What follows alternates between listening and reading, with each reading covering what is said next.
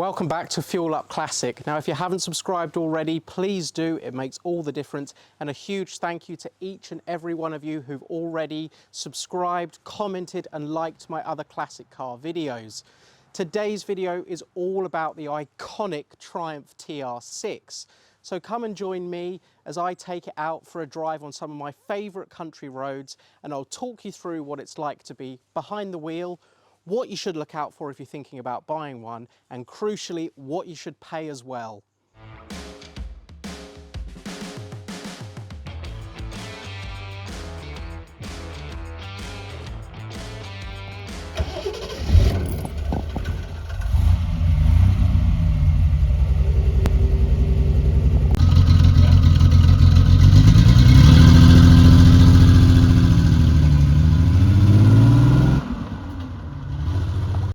The TR6 is a really pure British sports car combination. Body on frame construction, a really nice torquey 6-cylinder engine up front, rear wheel drive, 4-speed manual gearbox with overdrive. It's a tried and tested recipe, and usually it renders really great results. But I have to admit, I'm a little bit of an MG man as opposed to a Triumph person, and you tend to have the two camps and they don't cross over that often. But I've always admired the TR6. I've driven a few in the past and they've always impressed. This car is a really, really good example. So let's take it out for a drive and just see how it performs, and we'll talk through some of the most important things about a TR6. You can see why it was so popular back then and why it's so popular now.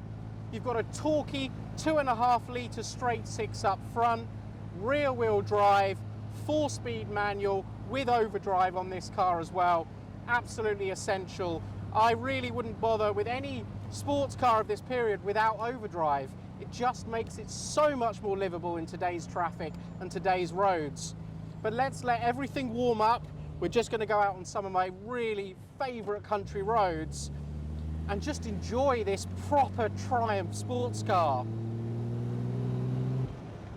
So the 1970s is an era where they didn't get everything right, but there were some examples where they really did get it right.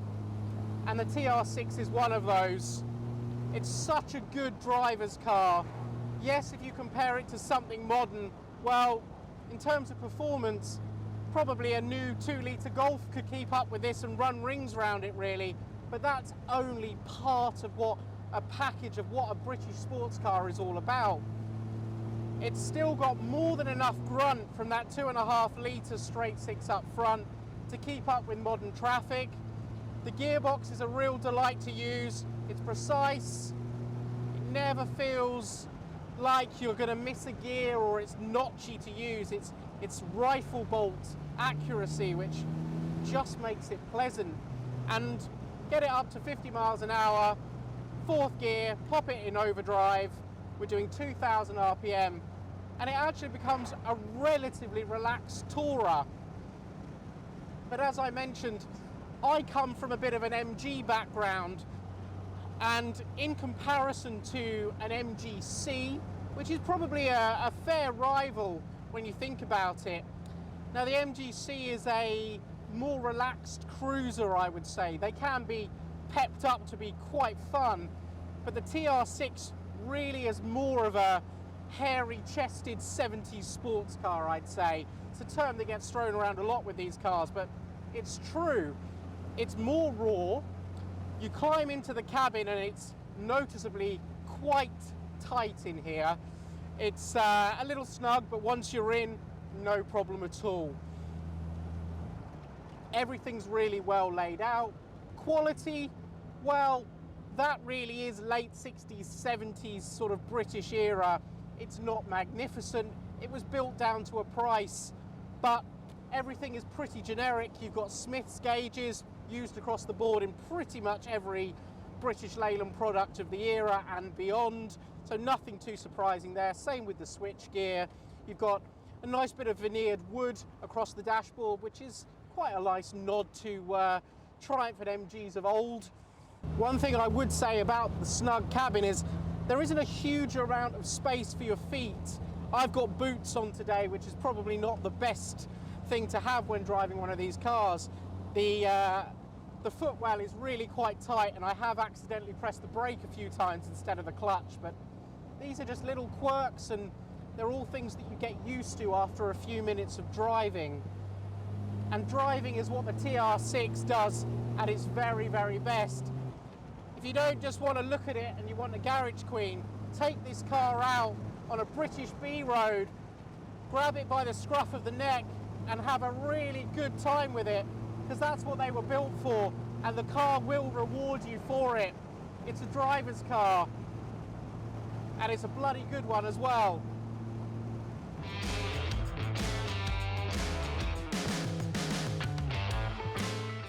So we're all nice and warmed up now. The temperature gauge is where I want it to be. All the fluid is circulating around nicely. So let's just see what that 2.5 litre, 150 brake horsepower, straight six is all about. We'll drop it down into third, little bit of throttle, and you've got a glorious exhaust note that's just out of those twin exhaust pipes behind you. The steering, we've got a motor-liter steering wheel on this one. Steering is really nice and sharp actually, it's quite precise. Small movements and the car follows whatever direction you want. Doesn't tram line, and it's worth noting as well that this car is fitted with mini light alloy wheels. It's a popular modification, but I personally love the original steel wheels on these. They suit it so well. They make the car sit squat, purposeful. So if this was my car, I'd be swapping it back to originals, but mini lights are a really popular upgrade on a number of classic cars, and it's just a matter of personal preference, really.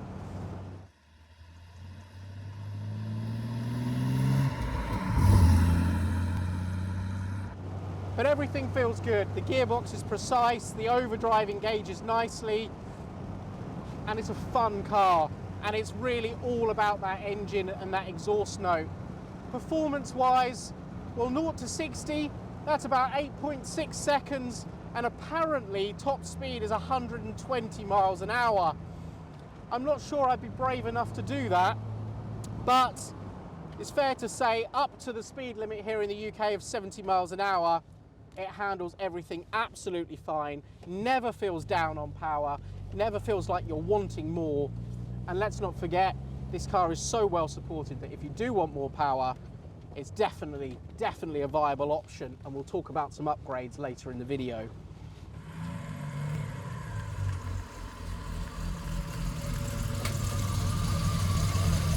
But you should bear in mind that not all TR6s are quite the same. So early UK cars, well, they were fueled by a Lucas fuel injection system. At the time, it was seen as a bit unreliable, and some people actually ended up binning it altogether. But today things have moved on, they can be set up properly, and you're expected to get about 150 brake horsepower in standard format from an early UK car. Now later on, it did get restricted a little bit further and powers around 125 brake horsepower. But that's not bad in a car that doesn't weigh a lot, and you're sitting so close to the ground that really it's not about out and out power. But US spec cars do differ. They were fed by twin carburetors, and that strangled performance. You're talking about only about 105 brake horsepower in a US spec car. But really that doesn't matter these days, because there's so many things you can do with one of these. You can put different carburetors on them, you can even revert it back to fuel injection if you wanted to, and loads of performance upgrades that even if you end up with one of those lesser powered cars, with relatively inexpensive and minor modifications, power can easily be in line with a UK standard car, and if not a little bit better.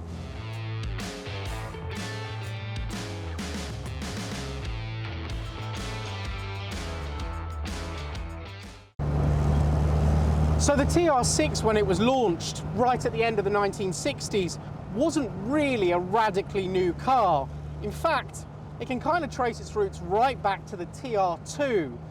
But Its predecessor, the TR5, was somewhat short-lived, and what happened with the TR6 was it just improved on that recipe. Carman stepped in and altered the styling from Michelotti and just perfected it and made it look really purposeful on the road.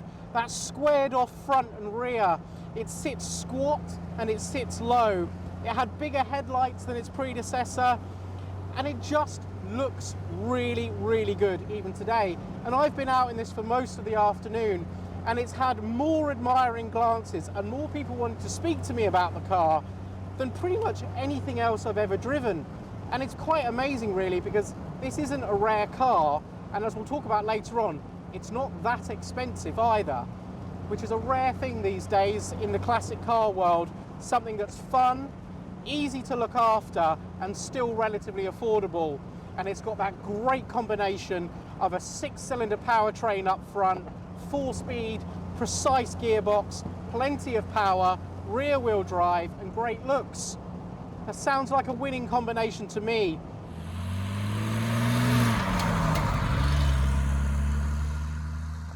So let's just take it up one of my favourite bits of road, where you get to listen to that glorious exhaust note a little bit better. And the great thing about these is you can have so much fun. Ooh. And I'm nowhere near the speed limit. I'm barely doing 50 miles an hour, but I've got a huge smile on my face, and I just feel so connected to the road. I'd take one of these over a 600 brake horsepower modern Mercedes or BMW any day of the week. The TR6 is often considered the last proper Triumph sports car. Let's not forget it was succeeded by the TR7, and that was a car that was divisive when it was launched, and really to this day it is coming into its own, but it's still never had the backing that the TR6 has had. But with a car being so plentiful and relatively obtainable these days, the great thing is that you don't need to be precious about using and improving the car. And as time has gone on, there's so many specialists and so many things out there that you can do to improve how your TR6 drives. First things first, you can polybush all the suspension, which makes it sharper. It makes it drive like a much more modern car, especially compared to a lot of these cars will be sitting on ancient, perished rubber bushes and things like that. So a really relatively cheap and simple upgrade is to polybush the car from front to back and just enjoy that pin-sharp driving experience. Another thing to consider if you wanted to is a 5-speed gearbox. Lots of people use a Mazda conversion, makes it a really nice relaxed tourer, and I would say that the TR6 does lack a little bit of refinement compared to its rivals, so perhaps bringing in a 5-speed gearbox is a sensible thing if you want to do really long trips with this car. It will make motorway touring much more relaxed.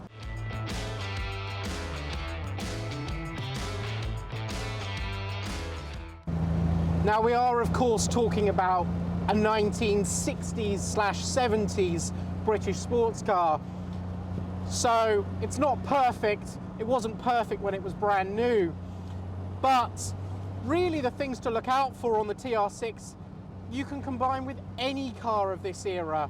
Its corrosion being the biggest killer, and also for such a long time these cars were really cheap, so they weren't maintained and prepared often in the way that they should have done.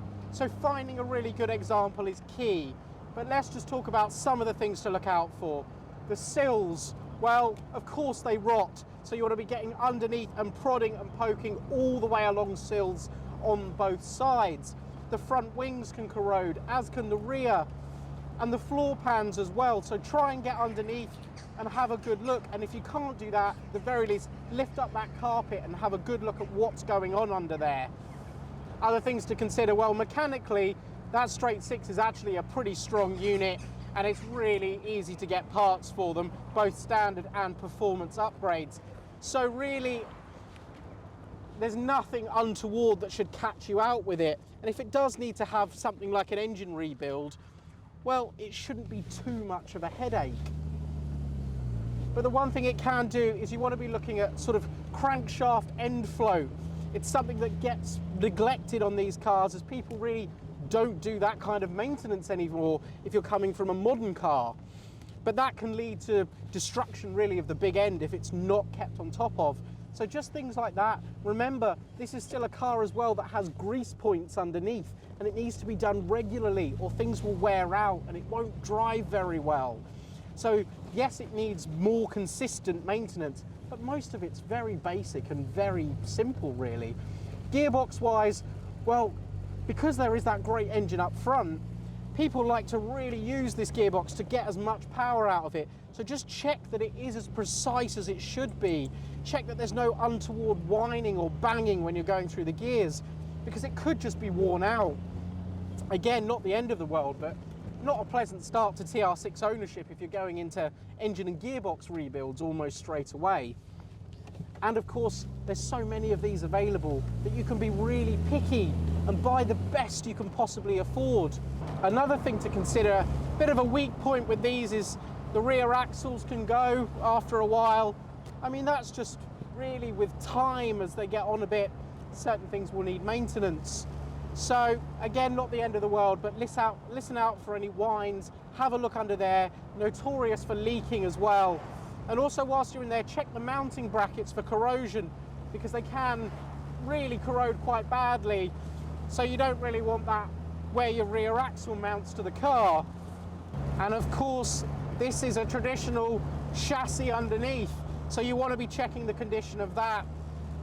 It's quite a really hardy chassis, but it can rot from the inside out. So just really check how the car's sitting. If it's squatting low at the back, well, that could be something as simple as tired suspension, but it could actually be the chassis itself rotting internally, and it can really no longer sustain the weight. There's a lot of weight that hangs out the back of a TR6, and after 50, 60 years, well, it starts to sag, and if that's corroding, you really don't want to go into renewing the whole rear end of the chassis. So just take those basic checks.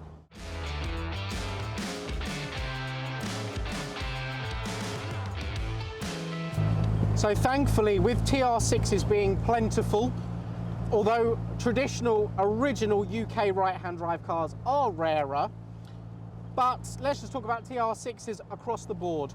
Value-wise, well, luckily, they haven't gone stratospheric like some other cars. Expect to pay somewhere between £12,000 and £15,000 for a solid, usable example that perhaps needs some cosmetic improvement and tweaking along the way as you use it. But for the very best, you want to be looking at 25, maybe up to 30,000 for the real best examples. Those really early cars as well command a little bit of a premium, and they can be identified by a body-coloured windscreen surround and an early chrome rocker covers as well.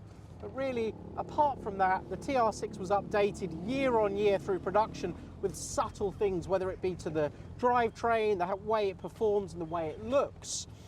But there's enough out there that really you just want to buy on condition. Obviously, US imported cars back to the UK, as long as they've come from a dry climate, tend to be not so affected by corrosion, but you still shouldn't rule it out. These cars do like to rust, and you want to be checking absolutely everywhere. And full restoration projects, well, they can still be picked up from as little as £5,000 to £6,000. And as I say, it's so well supported that you could consider a full restoration on these. They're very DIY friendly, and if you've got the time and a little bit of knowledge, you could buy one and just use it and improve it as you go along and enjoy every single mile.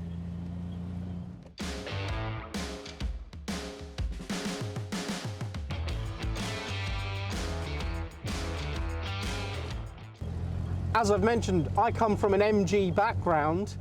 Would I buy a TR6? Well, I think I would.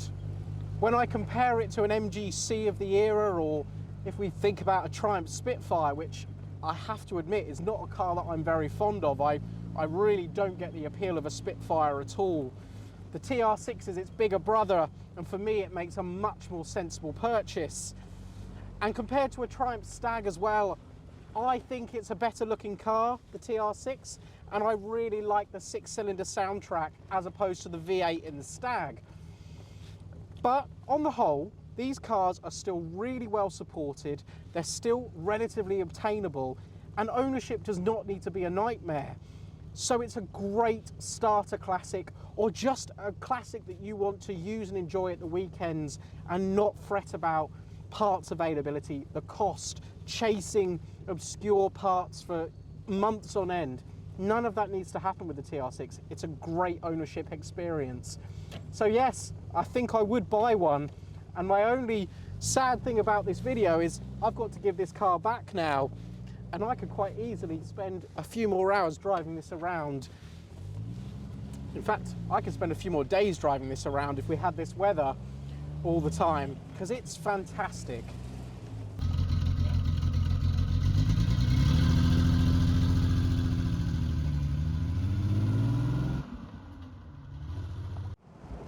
And I hope you've enjoyed the video.